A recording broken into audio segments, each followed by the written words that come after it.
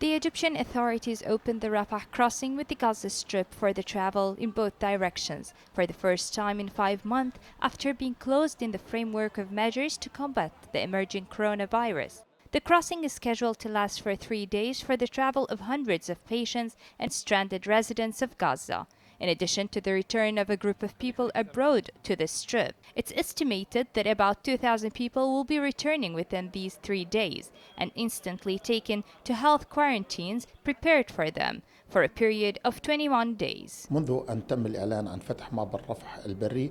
Since the opening of the Rafah land crossing was announced, the Ministry of Health and the relevant ministries have taken a set of strict precautionary measures at the Rafah crossing. And the first of these measures was health surveillance of all returnees and then sorted them according to their status to the quarantine centers assigned to them, and the positive cases to the isolation hospital at the crossing directly. On the other hand, Israel closed on Tuesday the Karam Abu Salem crossing with the Gaza Strip, which is the most important commercial crossing to the Strip, following the launch of incendiary balloons from Gaza that set fire to areas on the Israeli border. The Karam Abu Salem crossing will be closed to the passage of all goods except for the basic humanitarian equipment and fuel, the Israeli Ministry of Defense said in a statement. The Israeli media reported that more than 30 fires broke out across the border areas as a result of the balloons loaded with incendiary devices launched from Gaza. The closure of the only commercial crossing in the Gaza Strip will worsen the deterioration of the humanitarian situation in the Gaza Strip.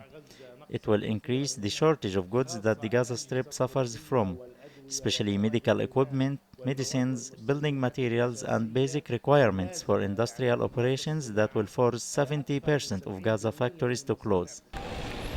Meanwhile, the occupation warplanes bombed at dawn on Wednesday several sites and monitoring points of the resistance in the Gaza Strip in response to the launching of the incendiary balloons from the Strip at settlements of the cover.